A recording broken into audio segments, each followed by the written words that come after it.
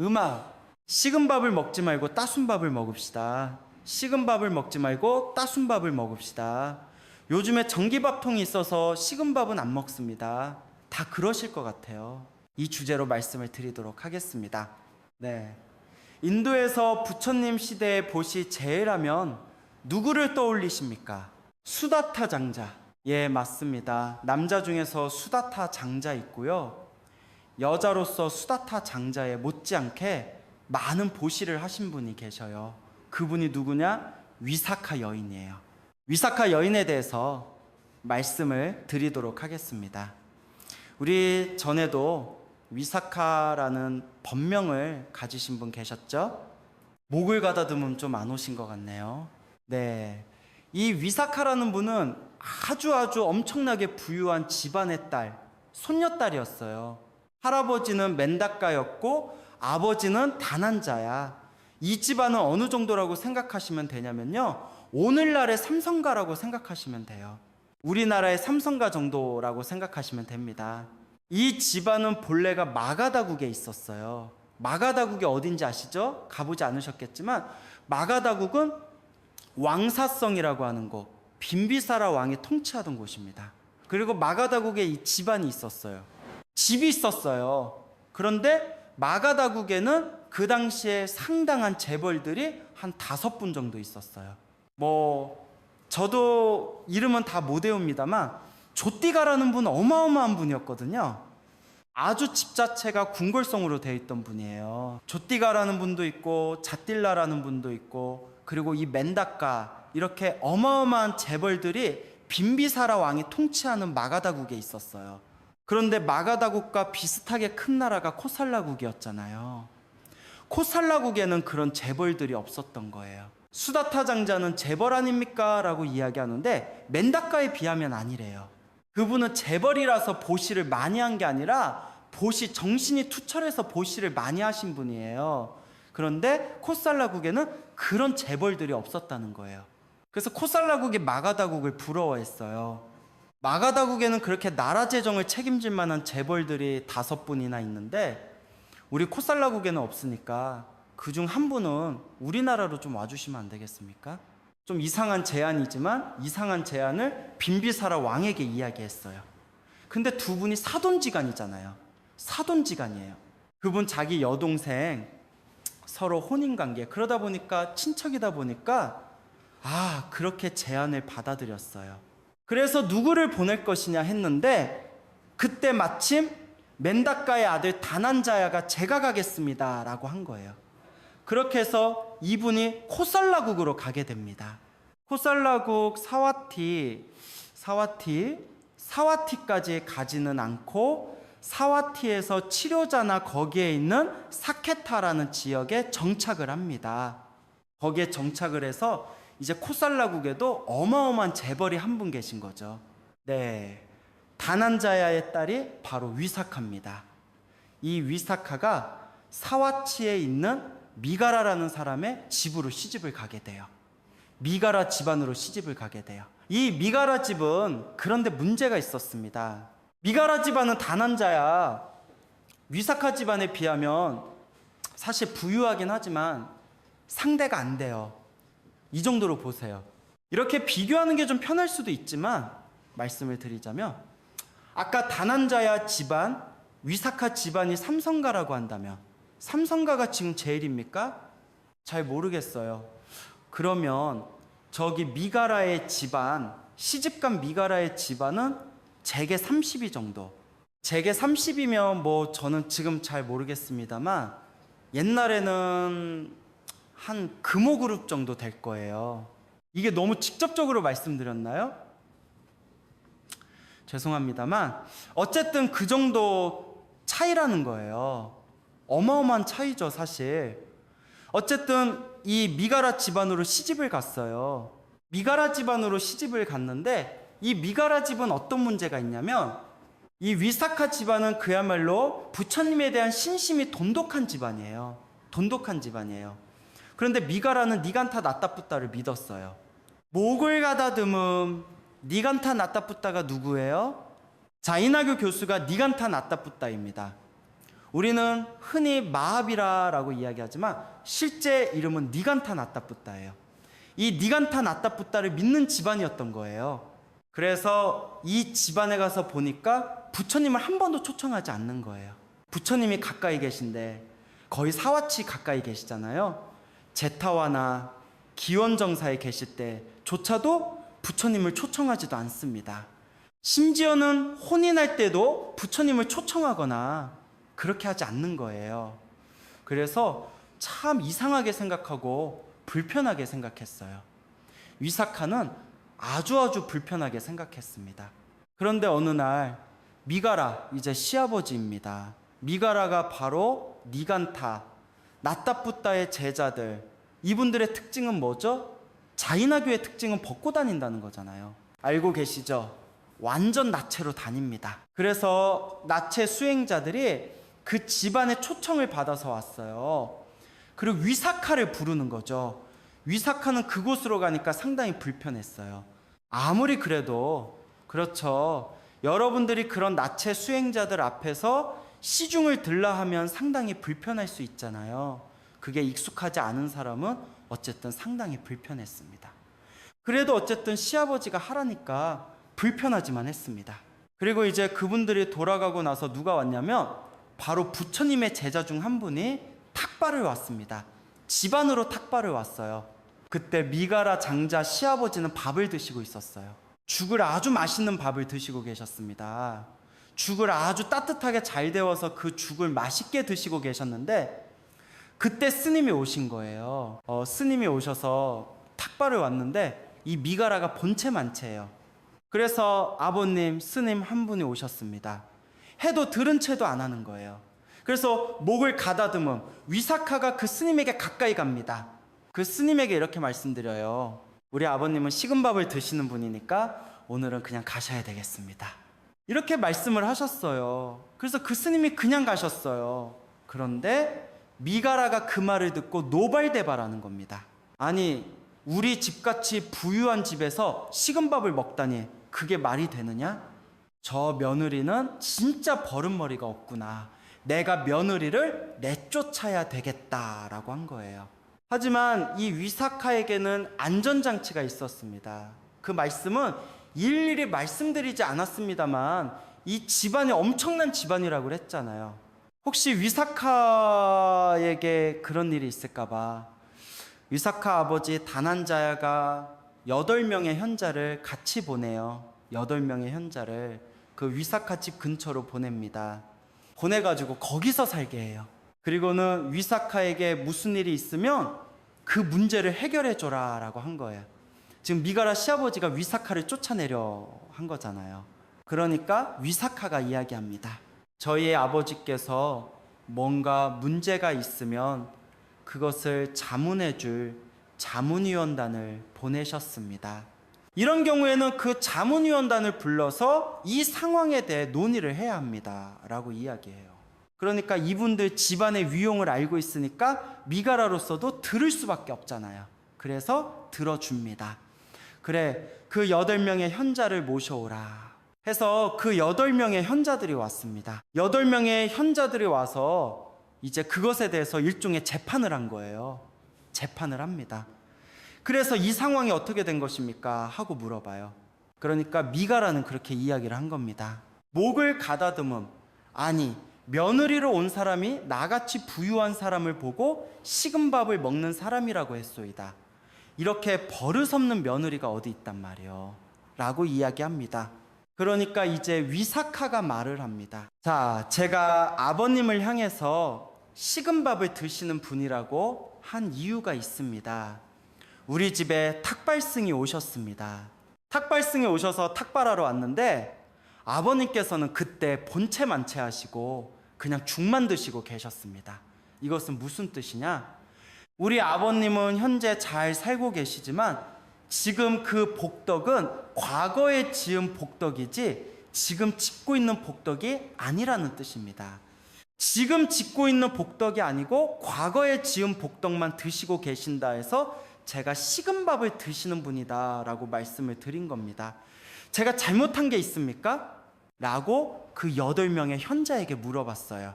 그 8명의 현자가 아니 아주 비유를 들어서 잘 말씀하셨는데요. 아무 이상 없습니다라고 이야기하는 거예요. 그러니까 미가라도 다난자야라는 아버지의 아주 대단한 위엄을 자랑하는 그분이 보낸 사람들이 그렇게 말하니까 할 말이 없잖아요. 할 말이 없어요. 그러니까 그래, 그렇다면 할 수 없지, 내가 인정하겠소라고 이야기해요. 그때 위사카가 이야기합니다. 이미 아버님이 저를 쫓아내셨으니 저는 부당하지만 그냥 가겠습니다라고 딱 일어서요. 그러니까 그때 미가라가 생각해보니 저 집안 여인의 잘못도 없는데 그냥 보냈다가는 자기가 곤욕스러워질 것 같아. 곤욕을 치를 것 같아. 그래서 이번에는 반대로 빌려요. 아이고 며느리야, 내가 잘못했다. 내가 잘못했으니 부디 용서해다오라고 이야기해요. 그러니까 위사카가 이야기합니다. 우리 집안은 부처님을 믿는 집안입니다. 부처님을 모시는 집안입니다. 그런데 여기 와서 제가 부처님을 한 번도 못 모셨습니다. 그러면 아버님께 제가 말씀드리겠습니다. 우리 집안에서도 주기적으로 부처님과 부처님의 제자들을 모셔서 공양을 올릴 수 있도록 해 주십시오 라고 이야기합니다. 그러니까 지금 들어줄 수밖에 없겠죠? 미가라 장자가 그대로 들어줍니다. 네, 내가 들어주도록 하마라고 이야기해요. 이렇게 해서 그 집안에서는 이제 그 다음날부터 바로 부처님과 제자들을 모셔서 공양을 올리기 시작합니다. 그리고 부처님께서 공양을 드시면 항상 뭘 하셨죠? 법문을 하셨잖아요. 법문을 하시게 됩니다. 그래서 부처님께서 법문을 하시는데 어느 날은 미가라 시아버지에게 말씀을 드립니다. 아버님도 여기 오셔서 같이 법문을 들으시지요? 라고 이야기해요. 그런데 그때 나체 수행자들이 와 있었던 거예요. 아침에 수행자들이 한쪽에 있었어요. 가시면 안 됩니다 라고 그 사람들이 발을 붙잡는 거예요. 그래서 나가지는 못해요. 그런데 법문을 듣고는 싶은 거예요. 은근히 장자가 법문을 듣고 싶습니다. 그러니까 옆에 있던 나체 수행자들이 이렇게 이야기합니다. 그러면 여기 문은 열고 대신 커튼을 친 상태에서 법문을 들으십시오 라고 했습니다. 부처님은 커튼을 치건 안 치건 내 이야기는 충분히 들을 수 있다라고 말씀을 하십니다. 그리고는 부처님께서 법문을 하셔요. 법을 듣고 미가라 장자가 바로 수다온 과를 얻습니다. 이분도 복덕을 많이 쌓은 분이니까 바로 그 말씀을 듣자마자, 부처님의 가르침을 듣자마자 바로 수다원 가를 얻어요. 그리고는 이 미가라 장자가 며느리에게 절을 합니다. 너야말로 내 스승이다. 너야말로 나를 바른 길로 인도한 스승이다. 그래서 너는 앞으로 미가라 맞다라고 부르겠다. 자기 이름이 미가라잖아요. 그 미가라 맞다는 무슨 말이에요? 맞다는 엄마라는 뜻이에요. 네가 나의 어머니다. 너는 내 어머니다라고 선언을 해버린 거예요. 그래서 이 위사카의 별명 중 하나가 미가라 맞다가 됩니다. 미가라 맞다. 미가라의 어머니가 돼요. 근데 실제로 나중에 아들을 낳아요. 아들 이름을 미가라고 지어요. 그래서 실제로 미가라 맞다이고 또 시아버지가 지어준 이름도 미가라 맞다가 됐어요. 이렇게 해서 이 위사카는 계속해서 부처님께 공양을 열심히 올리게 되었다 하는 거예요. 그래서 여기에서 바로 식은밥이라는 이야기가 나오는데요. 이 위사카의 보시는 거기서 그치지 않습니다. 위사카는 아주 부유하다고 했죠. 그래서 이 미가라가 며느리를 위해서 아주 귀중한 금세공을 해줘요. 보석장 신구를 만들어줍니다. 그 보석장 신구를 너무 무겁지 않게 가볍게 할 수 있는 보석장 신구를 만들어줘요. 그런데 이 위사카는 이미 아버지가 해준 어마어마한 장신구가 있었어요. 그 가격은 도저히 이야기할 수가 없습니다. 거기 책에는 9천만 낭이라고 나오지만 9천만 정도, 한 1억 원 정도? 1억 루피면 될 것 같네요. 1억 루피라면 우리나라 돈으로 1루피가 우리나라 돈으로 15원 정도 돼요. 그러니까 1루피가 15원이라는 거예요. 그러면 대강 계산이 되죠? 그러면 15억 정도가 된다는 이야기네요. 어쨌든 아버지가 해준 그 장신구는 15억 정도 되는 거예요. 그런데 그분이 그걸 하고 다닙니다. 그런데 법문을 들을 때는, 절에 가서 법문을 들을 때는 그 장신구를 하고 듣는다는 것이 본인이 좀 죄스럽게 느껴져요. 그래서 그것을 한쪽에 놔둡니다. 한쪽에 놔두고 아버지가 좀 가벼운 거라 그랬죠. 가벼운 장신구를 하고 법문을 듣게 됩니다. 그런데 어느 날 밖에 나왔어요. 법문을 듣고 나서 밖으로 나왔습니다. 나와서 장신구를 하녀에게 달라고 했더니 하녀가 깜빡하고 장신구를 법당에 놓고 온 거예요. 그러니까 위사카가 뭐라고 하냐면, 그러면 너는 가서 그 장신구를 찾아와라. 만약에 장신구가 그 바닥에 그대로 있으면 그걸 가져오고, 만약에 안 한다 존자가 손을 댔으면, 그러니까 분실물 담당 안 한다 존자가 법문이 끝나면 항상 거기에 누가 놔둔 분실물을 따로 챙겨 놓습니다. 만약에 안 한다 존자가 따로 챙겨놨으면 안 한다 존자에게 그냥 보시하고 오너라라고 이야기를 했어요. 그래서 하녀가 가봤어요. 가봤더니 안 한다 존자가 따로 챙겨놓고 주인이 찾아가시오 하고 써놓은 거예요. 그러니까 그대로 놔두고 이건 안 한다 존자에게 보시하겠습니다 하고 그냥 놔두고 옵니다. 미가라, 위사카가 그 이야기를 들었어요. 그런데 생각해 보니까 거기에 보시한데 그걸 안 한다. 존자가 어떻게 하고 있겠어요? 15억짜리를 어떻게 해야지? 그래서 위사카가 생각해 보니 안 되겠다. 그걸 다시 가져와라 하고 이야기합니다. 그러나 이미 내가 이걸 안 한다. 존자 부처님께 공양을 올렸으니 이건 내 것이 아니다. 그러니 이것을 경매에 붙여서 팔아야 되겠다라고 이야기해요. 그래서 이걸 15억 원에 팝니다라고 공고를 했어요. 그거 살 사람이 있겠어요? 그 도시에서 그걸 살 수 있는 사람은 딱 한 사람밖에 없어요. 위사카밖에 없는 거예요. 그래서 본인이 그걸 삽니다. 웃음. 본인이 그 2배의 가격을 내고 사요. 그러면 30억이 어떻게 되는 거예요? 30억이 부처님 재산이 되는 거예요. 그리고는 거기에다가 또 보태요. 30억을 다 보탰어요. 그래가지고 이걸 제가 부처님께 공양을 올리겠습니다 라고 이야기해요. 이렇게 부처님께 말씀드렸더니 부처님께서 뭐라고 하시냐면, 그것은 저쪽 동쪽 쪽에다가 사원을 지으면 될 것 같습니다 라고 이야기해요. 그렇게 해서 위사카가 동쪽에 사원을 짓습니다. 그게 무슨 사원이냐면 뿌빠라마, 팟바라마, 인도말로는 뿌빠라마예요. 보통 우리는 동원정사라고 이야기합니다. 기원정사가 있다면 다른 쪽에 있는 것은 동원정사예요. 그래서 이 동원정사를 이 위사카가 공양을 올리게 된 거예요. 그렇게 해서 동원정사를 지어주게 됐습니다. 그래서 이 동원정사를 지어주고 나서 위사카가 너무너무 신이 났어요. 너무너무 신이 나서 노래를 부르고 다녔습니다. 아, 나는 이번 생에 할 일을 다 했구나 하고 흥얼거리면서 노래를 부르고 다녔어요. 그러다 보니까 이 비구스들이 보기에, 아, 저분 좀 이상한 것 같아. 그렇잖아요? 우리 명예보살님이 갑자기 막 노래를 부르고 다니면 우리도 이상하게 생각해 보겠죠. 그렇지 않을까요? 평소에 그러지 않던 사람이 갑자기 막 노래를 부르고 다니는 거예요. 그러니까 비구스님들이 부처님, 위사카가 이상합니다. 위사카가 좀 머리가 이상하게 된 거 아닌가요? 그렇게 부처님께 여쭤봤어요. 그래서 부처님께서 말씀하십니다. 아니다. 위사카는 전전생부터 큰 서원을 세웠느니라. 어떤 서원을 세웠냐면, 자기가 모든 제가불자 중에서 보시 제일이 되겠다. 다시 말해서 4가지 보시를 하게 됩니다.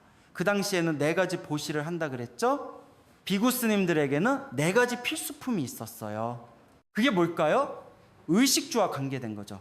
첫 번째로는 가사가 필수품이겠죠. 가사가 필수품이고, 두 번째로는 바루가 필수품이겠죠. 세 번째로는 의약품이에요. 약품이고, 네 번째로는 거처예요. 거처. 그러면 당연히 앞에 3가지는 늘 해오던 거니까 좀 가벼운 거라 이미 해왔고, 마지막 거처까지를 해드렸잖아요. 동원정사를 지어 마쳤으니까 이번에 자기가 목표로 한 것을 다 완성을 한 겁니다. 그래서 그렇게 노래를 부르고 다녔던 거라고 부처님께서 말씀을 하셔요. 전생에 맹세했던 그 다짐을 지금 완벽하게 지켰기 때문에 지금 아주 환희로워 노래를 부르고 다니는 것입니다 라고 이야기해요. 그러고는 부처님께서 개송을 읊어주셨어요. 이건 한 구절씩 한 소절씩 한번 따라해 볼까요? 아름다운 꽃을 많이 모아야, 아름다운 꽃을 많이 모아야 많은 꽃다발을 만들 수 있듯이 선업을 지어서 공덕을 쌓아야 후세에 큰 복을 받게 된다. 그런데 위사카가 이번 생에만 그런 복을 지었겠어요? 생애마다 계속해서 그런 복을 지어왔습니다. 그리고는 부처님 시대가 와서 석가모니 부처님 시대가 왔어요. 석가모니 부처님 시대에 와서 마지막으로 완성을 시킨 겁니다. 그래서 환희로워서 그렇게 흥얼거리면서 노래를 부르고 다녔던 거예요. 바로 이 개송은 법구경 제53송입니다. 그래서 이 위사카는 지금 옛날에 지은 공덕으로만 살고 있습니까? 여전히 계속해서 공덕을 짓고 있습니까? 여전히 공덕을 짓고 있는 거잖아요. 그래서 위사카 스스로는 식은밥을 먹는 게 아니었죠. 따순밥을 먹는 겁니다. 그런데 자기 시아버지 미가라는 과거에 지은 공덕으로 지금 잘 살고 있어요. 잘 가고 있는데 지금은 안 짓고 있었잖아요. 그때는, 그 전까지는 위사카가 그렇게 조언을 했을 때까지는 공덕을 짓지 않고 있었던 거예요. 그래서 아버님은 식은 밥을 드시는 분이다, 이렇게 말씀하셨어요. 이해가십니까? 네? 네. 그래서 오늘은 식은 밥을 먹지 말고 따순 밥을 먹읍시다. 그러려면 어떻게 해야 되냐? 이거 시간이 많이 됐으니까 간단하게 말씀드리겠습니다. 첫 번째로, 가급적이면 복을 바라지 않아야 합니다. 우리는 맨날 소원 성취 뭐 해주십시오라고 이야기하잖아요. 복을 최소한으로 바라야 돼요. 위사카도 사실 제가 어떻게 해달라는 게 없어요. 그냥 보시를 했던 것이지 어떻게 해주십시오, 나를 건강하게 해주세요, 하지 않았습니다. 가급적이면 복을 바라지 않을 때 그것이 바로 따순밥을 먹게 되는 결과를 가져옵니다. 두 번째, 복을 받았다고 생각하면 내가 시험에 합격했다든가 아니면 수술을 받는데 아주 성공적으로 끝났다든가 그러면 그에 상응하는 복을 짓읍시다. 그에 상응하는 복을 짓는 게 마땅하고요. 예를 들자면 보시를 한다거나 봉사활동을 한다거나 그렇게 함으로써 내가 그만큼 복을 까먹었다 생각하고 복을 채워야 된다는 거죠. 세 번째로, 어려운 일이 생기면 과거에 지은 업장이 소멸되는 것이라고 생각하고 무조건 힘들게만 생각하지 말고 내가 전생에 무슨 죄가 있었길래 이렇게 괴롭다, 이렇게 푸념하지 말고 업장을 소멸하는 과정이구나 라고 생각하고 감사하는 마음으로 임한다면 그 업장도 많이 소멸되게 됩니다. 그리고 마지막에는 이런 태도를 가져야 돼요. 나는 복을 받지 않고 오직 복만 지었습니다. 위사카가 바로 그런 태도였습니다. 저는 오직 복을 지었습니다. 제가 늘 말씀드리는 오직 바냐바라밀행, 그것이 그거예요. 오직 바냐바라밀행이 사실상 깨달음으로 이끌고 우리를 진정한 복으로 이끈다는 거죠. 그래서 오늘은 식은밥을 먹지 말고 따순밥을 먹읍시다. 따순밥을 먹는 4가지 방법 말씀드렸습니다. 그런데 벌써 잊어버리셨죠? 마지막 한 가지만 기억하세요. 오직 복을 짓겠습니다. 그걸 다른 말로 하게 되면 오직 바냐바라밀에. 네, 감사합니다. 작성일 2026년 8월 3일